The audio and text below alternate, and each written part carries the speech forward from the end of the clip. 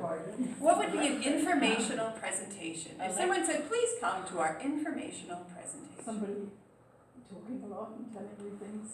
You're going to hear a lot of details. You don't have much input. Yes, I would agree. I think it would be, I'm going to sit and listen to a lot of information, a lot of details, facts maybe. And you go out stumbling. Why? Why? Because you're overloaded. Yeah, you're overloaded and it's like, oh, okay, thank you. Maybe you remember a couple of things. What is an interpretive presentation?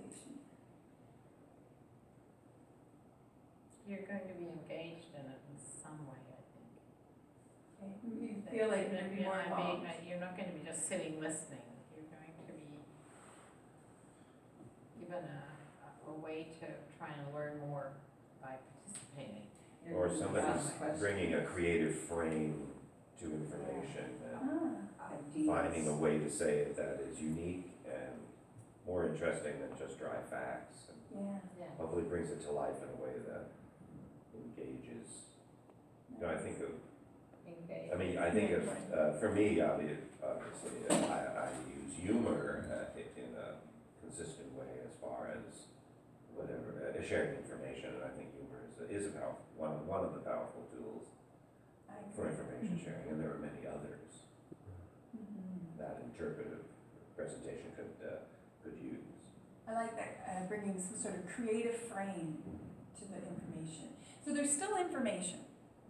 There's still some message there, there's some facts there, but it's presented in a way that's more playful, maybe fun, humorous, and memorable. That encourages you to do some thinking on the idea they presented. Yeah, I think, often we think active, it's got to be active learning. That means I have to do something. I have to build something or make something or jump up and down. But doing something can also be thinking, can't it? Like if you've encouraged me to think about something, if you've asked me a really interesting question and I can't resist thinking about that, I've just done something, right? And maybe I'll even go home and want to look that up or get a book about that topic and find out more. So sometimes the doing can be inviting people to think and learn and question. Would you add something? Well, we're talking about informational. There's lots of different ways of having an informational session where it could be engaging, but let's think about one like that kind of dry, scientific, kind of like boring information. They might think, oh, the audience is getting something out of this and thinking, but that interpretive session would be more like whoever's leading that would be also a facilitator of that learning process. So it's not enough just to put a bunch of facts out on the table, but it's arranging those things in a way that sets the visitor or the audience up for success for learning. Is that fair to say? Mm-hmm. Right, you said arranging information in a way. You said arranging information in a way that sets the visitor up for success? Yeah. It's kind of like helping them discover, right? I'm going to give you enough information to help you figure out the answer to this. And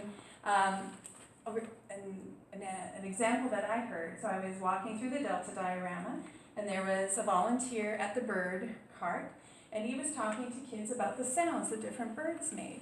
And he was talking about the blue jay, and he asked them, so why do you think this I walked in the middle of it, so I didn't hear the whole thing. And I walked in the middle, and he says, why do you think the blue jay makes a sound like a hawk? Like it screeches like a hawk. Why would it do that? I don't know. Don't know. I said, okay, let me tell you a story.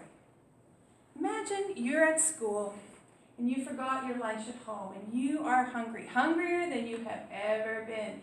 But no one wants to share their food with you. Nobody will. You've asked, and they're all, nope, they're not going to help you. You're standing there in the cafeteria, and you see the fire alarm. You decide, I'm going to pull that fire alarm, and everyone gets up and runs out of the cafeteria, leaving all their food on the table. Now what do you get to do? And the kids are like, I get to go eat whatever I want. And he goes, yeah, you can go take their food and their food and their food, because they all ran away. Why? Because they thought there was danger in the area. And the kids figured it out. They're like, the blue jay calls like a hawk so they can steal the other bird's food. He's like, yeah, that's, and then he talked about some of the other reasons maybe that it does that. But instead of just saying, the blue jay makes us call like a hawk so it can take food from other birds, or do this or do that. Yeah, okay, yeah. That would have been the kids, right? Instead they were like, there's a story and it's kind of something I can relate to because I go to school and I've been hungry and I know I coveted what somebody else was eating. So it really was a really great way to reveal information for them. Everybody likes to be a detective. Mm. So you're trying to yeah. figure out Yeah. how to get that going, Totally. right? And any kind of animals or the insects that look like those moths, for example, that look like owls, and that, if you get kids looking or people looking, what else does it look like? Why do you think? That Natural IMAX. disguises are really, The IMAX film on the Amazon was great on showing that. That was Yeah, fantastic. Yeah. So I think that example about the blue jay picks some of my three favorite tips from the father of interpretation, Freeman Tilden. You may have heard me speak of him before, or you may have come across him in your own piece. He's got tips for interpretation. They are reveal, relate, provoke. There's two more. Interpretation involves art, and I believe R-R-A-P-O. I remember this because of a story. R-R-A-P-O. Provoke, art, relate, reveal. Oh, and don't forget the kids. Oh, so he was saying that for kids, interpretation is a completely different matter. So when you're talking with children, say 12 and under, it shouldn't just be a diluted version of what you're telling adults. It should be something special for them. And you know what, usually if you are with kids and there's adults there, and you're talking to the kids and the kids are excited and learning, generally those adults are going to be happy too. And they might even be learning something as well, because kids tend to ask the questions adults are afraid to ask because they don't want to look like they don't know. And they love, whatever age they are, actually, they love to hear a story. Yeah.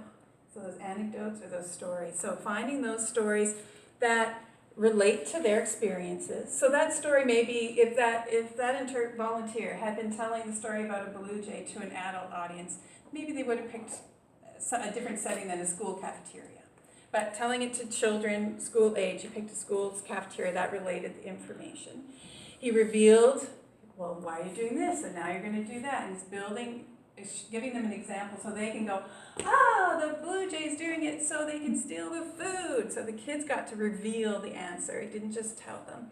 And to provoke, well, maybe it does seem strange that this little bird can screech like a hawk. That is an odd thing. Why would it do that?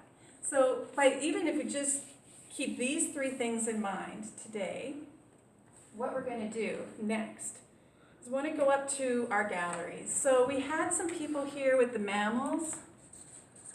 We had mammoths as well. Oh, tide pool, that's a little different. Let's do tide pool. Not tide pool, let's do ocean station. And for my Helmkin St. Anne's people, do you want to go up to Old Town? Sure. Do something up in Old Town? Okay. So those are going to be our three areas. And what I want to do is I want you guys to go up there in groups, and someone can take a piece of paper and you can be the recorder. I want you to be looking around in those spaces. And I want you to start looking for, well, what is it about this space? What's the point of this space? So let's say for mammals, you can maybe go into the mammal room if you want, or if you want to pick I'm kind of excited about your idea of a little tour of the forest. And that would relate for the people on the mammoth card as well. So if you want to either do the mammal room or you want to look at the forest, you can brainstorm some ideas in both of those places. I want you to think about the question. I want visitors to this area. If someone's got a piece of paper in your group, you can maybe write this down. Let me see. How about we make the groups first? Okay, that makes sense. Otherwise, everyone's writing down. So if you think you'd like to go to mammals or the forest, do you want to put up your hand for that one? That's 1, 2, 3, 4, 5. Okay. You're gonna be lonely. I'm going to be lonely. Ocean Station, Oh, two. we've got 2. Old Town? No, Joan, Thursday, you don't wanna do Old Town? I'm going to do. You're gonna do The Ocean Ocean Station. Station. Joan, which one were you gonna go to? Yeah, Mammoth? Mammals, probably, mammoths, yeah. Ira? Okay. I'll do Old Town. Or Ira, if you wanted to join a mammal group, we could have 2 groups in the mammals, one in the mammal room and one in the forest. Sure, if that's easy. How about mammals going to Old Town? There are mammals in Urban Old Town. mammals. Urban mammals, yes. Okay, so. Because some of those principles that would be on the second floor could be translated up onto the third floor too. Yeah. So. Yeah, I definitely think so. All right, so I'll do mammals. Okay, so my Ocean Station people, you again, that was Thurza and Donnelly. Okay. Do you want to sit together? Sure you do. A little pop over. Joan's getting up, so Joan, you were going to be in the mammal or the forest I group? don't mind either one, would be fine. Aki, where were you going? To the mammal? Okay, sit by Aki, you're now the mammal group. And if you want to do the mammal room, come sit by Aki and Joan. And if you want to do the forest, I'm going to send you over to Deborah. Or Deborah, maybe to make a little more room, why don't you go Go sit to the over other there by side. John's, okay?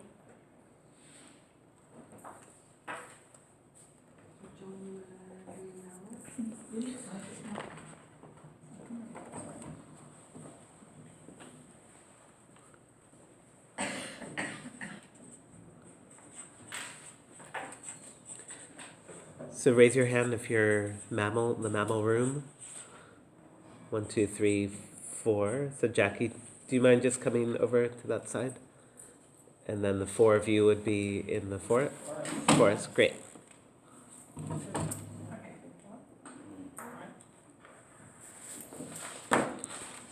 So I